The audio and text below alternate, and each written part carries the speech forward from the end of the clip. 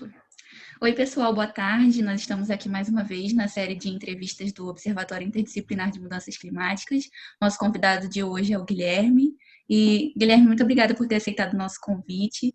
Nós estamos falando com os ativistas climáticos brasileiros, líderes climáticos, na nossa opinião, e nós gostaríamos de parabenizar pelo seu trabalho, que é um trabalho de grande importância. E para a gente começar, a gente gostaria que você se apresentasse, falasse um pouquinho do seu trabalho, como você se interessou pelo clima, assim, como que foi esse contato.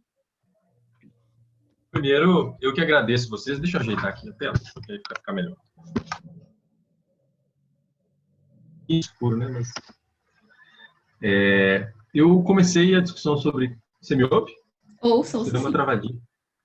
Você travou sua tela para mim. Mas Aqui a sua está congelada para mim. Ah, agora voltou. Ah, voltou. Pronto. Eu comecei a discussão... Vixe, travou de novo. Você acha que ele continua ou espera? Não sei. Vamos ver se vai melhorar. Deixa eu fazer uma coisa aqui. Bom, parece que estabilizou agora. Acho que agora foi. Beleza. Bom, eu sou o Guilherme Tampieri, né? Comecei a me interessar pela discussão climática em 2012 para 2013, quando eu integrei o nosso Comitê Municipal sobre Mudanças Climáticas e Ecoeficiência, aqui de Belo Horizonte, representando o movimento Nossa BH, que é uma organização da sociedade civil que atua aí há 10 anos, com temas ligados às políticas públicas em Belo Horizonte e nos últimos 8, 9 anos com a questão climática. E aí, em 2012, eu começo a fazer parte do comitê e me interesso, conhecer, né, no processo de letramento, sobre o que era esse tal de mudança climática. Né? Naquela época, a gente ainda usava o termo mudança climática, já não era mais aquecimento global, mas mudança climática. Hoje, eu continuo usando mudança climática, mas, por vezes, em determinados contextos, eu uso a emergência climática. Né? Eu acho que são coisas distintas, mas não é sobre isso a pergunta. Né? E aí, eu integro o comitê no GT de mobilidade, especificamente. Começo a coordenar ele, que era um GT para discutir o impacto do transporte, né? No clima a gente usa muito mais setor de transporte, dentro do subsetor de energia, mas eu vou falar mobilidade como sinônimo disso aí. E a mobilidade em Belo Horizonte é uma das grandes responsáveis, ou a grande responsável, pelas emissões de gases de efeito estufa. E eu começo a me integrar, estudar sobre o tema, fazer pesquisas metodológicas, conversar com pessoas que estavam já trabalhando com o tema há muitos anos, ouvir, e isso vai ganhando corpo na minha vida. Até que em final de 2013, início de 2014, talvez, eu comecei um projeto que era financiado por LARCE, antigamente, né, hoje CS, para a discussão da política pública do clima aqui em Belo Horizonte. E aí eu começo a discutir esse assunto numa perspectiva profissional mesmo. Antes era mais um cidadão apenas, assim, né? Então, aí, nesse momento, eu consigo conjugar a discussão cidadã de advocacy com também uma discussão profissional, entendendo que ali começava a ter um mercado de trabalho para pessoas interessadas na discussão de clima. Nessa época, eu estava com 24, 25 anos, eu acho. É mais ou menos isso. E a gente fez esse projeto, que era um projeto de incidência da sociedade civil nas políticas climáticas de Belo Horizonte. E a gente tem uma lei do clima em Belo Horizonte antiga, então desde aquela época a gente já começa a repensar essa lei do clima, que foi uma lei importante, mas uma lei quase que copiada por inteiro de São Paulo. E a gente entendia que era preciso rever aquela legislação, que era preciso entender qual era o potencial de utilização, por exemplo, do nosso inventário de gases de efeito estufa, do próprio PREG, que nasce ali em 2014 para 2015. O PREG é o Plano de Redução de Gases de Efeito Estufa. Então, eu fiz parte da elaboração desse plano, a partir da sociedade civil. E entender, mais que tudo, sobre como comunicar com as pessoas sobre o clima. Em Belo Horizonte, de 2015 para 2016, a gente tem um estudo chamado Análise de Vulnerabilidade das Mudanças do Clima no nosso município, e que lança luz aos impactos das mudanças climáticas em Belo Horizonte. Basicamente eram 4. Enchentes e inundações, os deslizamentos, a ocorrência de dengue, chikungunya e outras doenças vetoriais e as ondas de calor. E aí, impactos diferentes nos vários territórios do município. E a gente começa a repensar como trabalhar com o clima, então, entendendo que já são esses impactos, né? As pessoas já estão vivendo isso e isso vai se agravar ao longo dos próximos anos. Isso dá forma aos novos projetos que a gente vai fazer sobre clima. Então, por exemplo, em 2016 eu vou para Habitat para discutir um pouco sobre clima e cidades.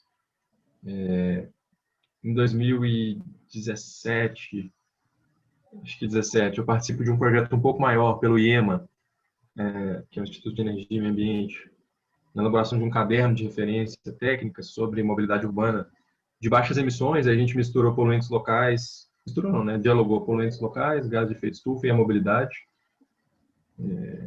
E nesse meio tempo, eu fui morar em Paris, em 2014 para 2015, fiquei lá um ano, e integrei alguns coletivos também ligados à discussão climática,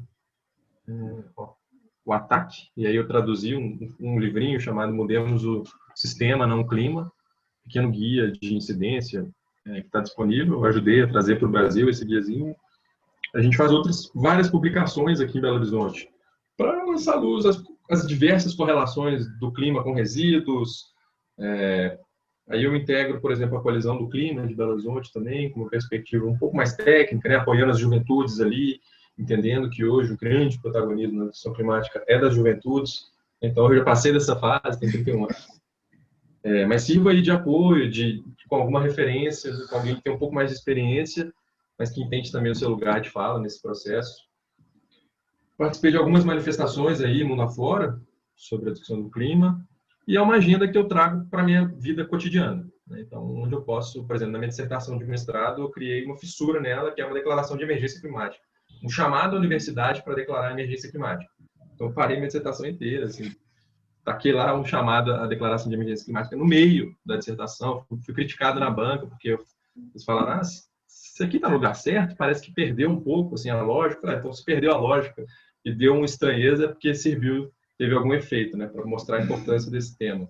Então, é tentar trazer essas várias táticas de discussão sobre clima no meu cotidiano de vida, né? Recentemente fiz uma faixa, Emergência Climática BH, e eu ando com ela tirando fotos pela cidade, para mostrar as conexões, né? Por exemplo, com a agroecologia, com a mobilidade ativa, coletiva, com a mineração, que é um problema seríssimo aqui em Minas Gerais. É um pouco essa minha longa, pequena história com o clima. Eu fiz alguns cursos, né? Por exemplo, o curso do Climate Related Project. Enfim, fui certificado lá como uma liderança climática. E muito recentemente, não sei se é para falar sobre isso ou não, né? Estou candidato a vereador aqui em Belo Horizonte. E uma das agendas mais fortes que a gente traz é a importância da discussão climática no âmbito legislativo também. Então, assim, aproveitando o gancho da sua situação de candidato a vereador, eu gostaria que você falasse um pouco sobre os seus projetos que você está envolvido agora no momento, com que você tem trabalhado. Perfeito. Eu falei um pouco aí da minha trajetória, né? E essas coisas se misturam. A academia, a vida de militância, a vida profissional. Se você me perguntar o que é o que, eu não sei separar. Ainda bem, na verdade, porque, enfim, eu acho mais gostoso quando é dinâmico, as coisas se misturam. E aí, nesse processo de estar na política pública há muitos anos, em 2019 eu converso com um pouco mais de uma centena de pessoas sobre um desejo meu de candidatar para pautar as questões ambientais, entendendo que elas são intrinsecamente urbanas, né, para não deixar na caixinha do meio ambiente, para trazer para a discussão do planejamento urbano clima, qualidade do ar, águas, áreas verdes. E as pessoas falam, Gui, vamos embora, vamos junto, vamos construir uma candidatura. E aí a gente construiu uma candidatura a partir de longos processos de diálogo. A gente fez, por exemplo, 9 grandes aulas públicas, 2 delas ligadas ao clima, uma clima de uma perspectiva mais ampla, e uma segunda só com jovens, discutindo clima, inclusive com a Evelyn Araripe, mediando essa conversa. Foi uma prosa incrível, deliciosa, com a Flávia Bela Guarda também, que está candidata a vereadora lá em São Paulo. Você é de onde? Sou do Rio. Então é lá em São Paulo mesmo. E esse primeiro processo de diálogo transborda para um segundo momento, que a gente chamou de oficinas para a construção do programa legislativo. Então, quem é candidato a vereador não tem que entregar nada assim, para a cidade, né? Só sua candidatura mesmo. Mas a gente entendeu que tinha uma obrigação ética de entregar mais do que propostas, mas como executar essas propostas. Aí nós construímos esse tal de programa legislativo que tem 5 eixos e 50 propostas. Cada eixo tem 10 propostas. Então, uma delas, ou várias delas, na verdade, estão ligadas à discussão climática, desde a discussão da saúde, né? Porque quando a gente fala em clima em Belo Horizonte, a gente está falando de deslizamento, de inundação, que tem muito a ver com saneamento básico, mas também tem muito a ver com mobilidade, com resíduos sólidos. Então, a gente fez um programa que dialoga entre as suas próprias propostas. Mas tem lá uma proposta de declaração de emergência climática no nosso município, a discussão de fazer parte, liderando um processo de elaboração da Lei do Clima de Belo Horizonte, que é uma lei revisitando aquela lei que eu falei um pouco antes e atualizando ela às novas necessidades. Então, esse é um dos meus projetos de vida, né, estar vereador para trazer a discussão climática. E tem alguns outros que eu estou um pouco parado, né, um doutorado, que certamente trará a discussão de clima, que é algo que me importa muito. E algumas outras coisas ligadas a formações de mais multiplicadores para a discussão climática aqui em Belo Horizonte. Mas esse é só para janeiro de 2021, porque depois de passar pelo processo eleitoral eu vou dar um tempo geral na minha vida. Assim. Enfim, se eu for eleito, né, e tem chances, esse processo vai ser mais curto, né, mas certamente eu vou tirar umas férias aí, uma semana, ou 15 dias, não sei. Em sendo eleito, a discussão do clima ela vem a partir da discussão legislativa.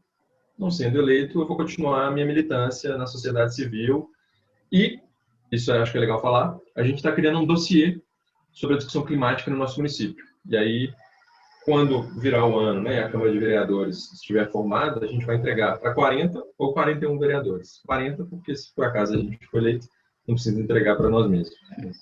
Que já é o nosso compromisso, um dos nossos compromissos com a discussão climática no município, que é ter um processo de letramento das pessoas que vão assumir as 41 cadeiras de vereadores sobre a discussão climática. E você falou bastante assim sobre os impactos que as mudanças climáticas causam aí em BH, e é muito difícil a gente conseguir ligar uma coisa que é tão assim meio distante para as pessoas com uma coisa mais palpável. Então, na sua opinião, quais são os maiores desafios a nível social das mudanças climáticas? Olha, eu estou rodando a cidade, né? Apesar da pandemia, ou com a pandemia, eu estou rodando a cidade e um dos assuntos mais gostosos que eu tenho, uma das formas de abordar as pessoas é perguntando se elas lembram das enchentes de 2020, de janeiro de 2020, em Belo Horizonte, que arrasaram a cidade, mataram 9 pessoas. E eu ando com esse panfletinho aqui, ó. Não sei se dá para ver. Uhum. Que é uma espécie de zine, mas é um material da campanha. E aí eu faço um diálogo com as pessoas, porque boa parte das pessoas já não lembra mais das enchentes. Óbvio, veio uma pandemia, veio uma série de coisas, mas as enchentes, que são uma das consequências da mudança do clima aqui no nosso município, elas ficaram para trás, né? E já está chegando janeiro de novo, e a gente sabe que vai ter mais enchente. Então eu faço a conexão entre esse episódio de janeiro de 2020, que foi muito marcante, né? Porque a gente teve a chuva recorde da história de Belo Horizonte em um dia, e a gente teve também em 2020, agora em outubro, a temperatura recorde da cidade. Então eu pergunto para as pessoas, você consegue enxergar alguma correlação entre essas duas coisas, esses dois momentos? Algumas pessoas dizem que sim, outras falam, nunca parei para pensar sobre isso. E aí abre-se uma grande janela de oportunidade para dialogar sobre a discussão climática, né, sobre a mudança do clima no nosso município. Então, acho que o grande desafio é a gente ter condições de fazer diálogos com as pessoas na rua, nas universidades, obviamente dentro da prefeitura, da Câmara Municipal, com movimentos sociais, com empresas, mas especialmente na rua. Acho que carece de uma política climática que entenda que a rua é o espaço também de fazer política. Porque é ali que estão passando as pessoas, então é pensar formas da gente ir para a rua. Agora tem esse desafio da pandemia, né? Espero ser superado em breve, mas ir para a rua e fazer uma discussão climática um para um, né? Mostrando quais são as consequências. Então, o que a gente fala nesse panfletinho é isso. Um exemplo, vivemos em um ano a chuva recorde e a temperatura recorde. Então, quem está aqui em Belo Horizonte, né, quem tem uma memória um pouco melhor, a gente provoca, fala, lembra da chuva? Não, mas você lembra que morreram pessoas na avenida tal? Ah, lembro! E aí a gente começa a discutir. Então, existe uma abertura, Beatriz, enorme das pessoas para discutir clima. E isso tem sido uma das partes mais gostosas de estar candidato, que é abrir essas fendas aí, né, ou sei lá, essas portas que nos levam a um lugar importante, que é o lugar do letramento geral da sociedade, né? Claro que a gente está longe de universalizar qualquer coisa no Brasil, mas é preciso que a gente saia às ruas dialogando com as pessoas, né? Saia das universidades, dos espaços institucionais e ganhe as ruas. E com a eleição eu pude fazer isso de uma maneira muito intensa, né? Estou fazendo.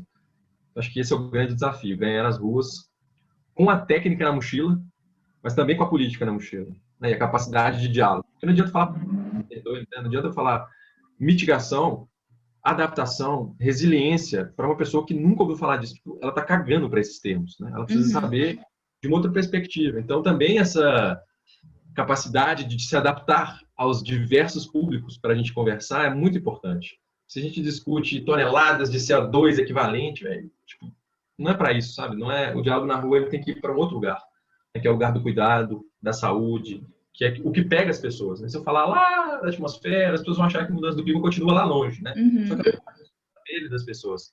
Então, usar os sentidos, né, os 5 sentidos, tem sido muito legal também. Você lembra, você sente, você viu, isso tem sido uma grande ferramenta para nós aqui, durante o período eleitoral. Estou falando especificamente do Guilherme, candidato agora. Mas eu acho que é importante mesmo, porque traz essa percepção de que é uma coisa que já está impactando na vida das pessoas hoje, não é uma coisa distante, é uma coisa que já está acontecendo.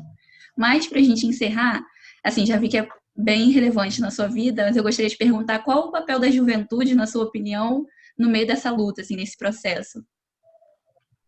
Pô, são várias as importâncias, né? Tanto que, eu acho que em junho, ou maio, talvez, eu fiz um papo, não foi gravado esse, com vários jovens para discutir sobre clima.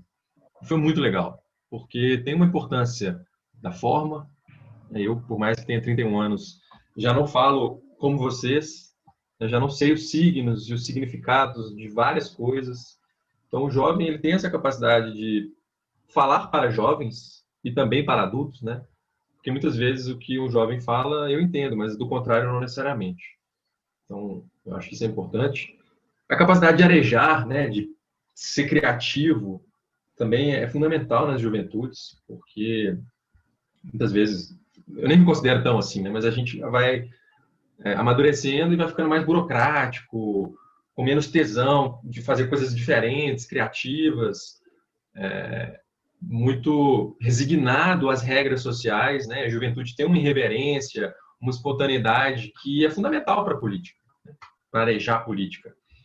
Então, eu acho que as juventudes passam também por aí, né? E fora que o mundo daqui a pouco é das juventudes, né? Daqui a pouco as juventudes vão ocupar os cargos mais altos, mundo afora, e isso é importante, né? Que tenham pessoas cada vez mais capazes de lidar com os desafios que foram impostos a essas juventudes, né? O que é mais cruel, né? Porque, inclusive, eu me coloco aí, né? O momento que a gente vive não é necessariamente de responsabilidade nossa, né? De uma série de pessoas que vieram muito antes de nós. E cabe a nós resolver essa treta, né? Para os que vierem depois de nós terem um mundo talvez menos desigual, menos triste, né? Menos quente.